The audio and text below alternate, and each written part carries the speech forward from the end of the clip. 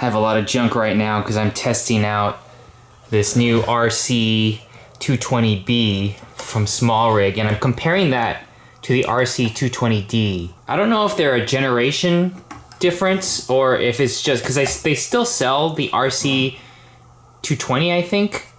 But I thought when I got the RC 220, this is the bicolor, the Pro. When I got this, I thought it was going to be more travel friendly and lighter weight, which it sort of is. But then once I compared it to the RC 220D, it's not that much smaller. It kind of looks that way in the length, but weight-wise, this RC 220D feels a little bit lighter, and once you pop on the other accessories with this one, it makes it a little heavier.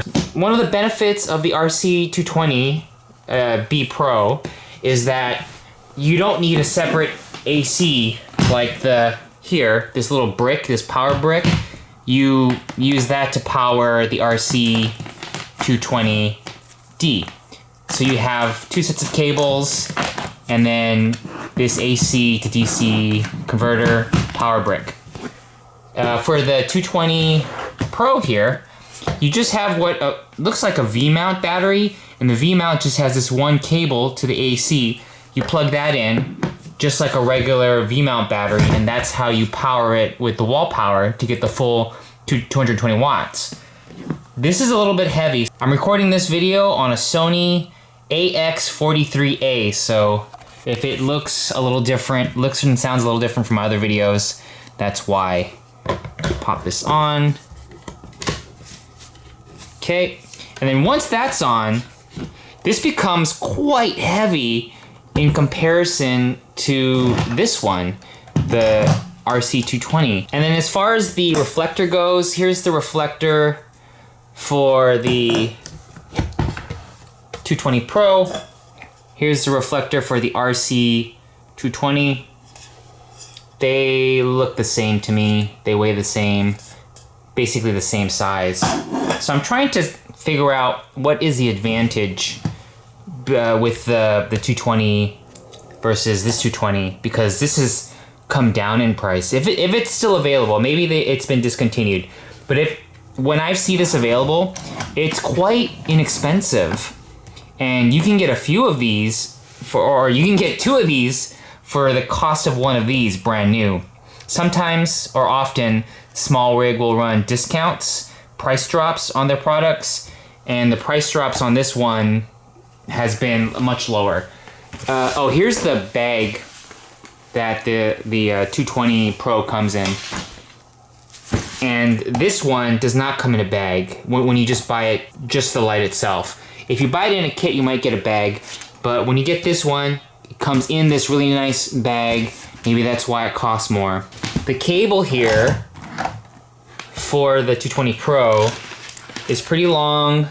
I have it plugged in there. Right now I have the RC220D here on 100%, and the fan noise is kicking in, but it doesn't seem as loud as the 220 Pro. I'm gonna be quiet for a moment so you can hear the fan noise this close to the camera.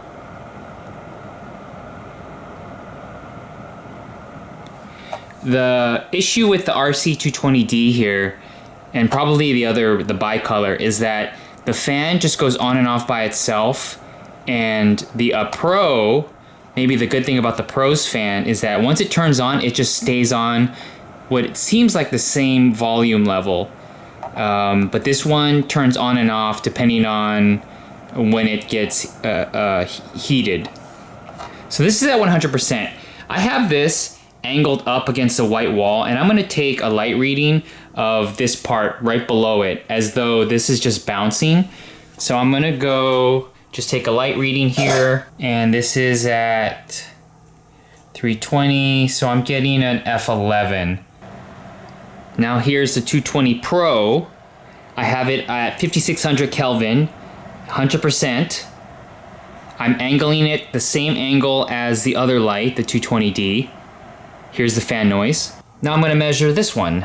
So this is like a little under f11, so it's just slightly less light. So I just thought that was an interesting observation when it comes to the size and weight. I thought there was going to be a bigger advantage with the Pro here, but if you just want straight up output, the highest output, I think the RC220, the previous version, if you can find them for cheaper, I would get a couple of these versus one of these, even to travel with. That's just something to think about when you're looking at these two lights.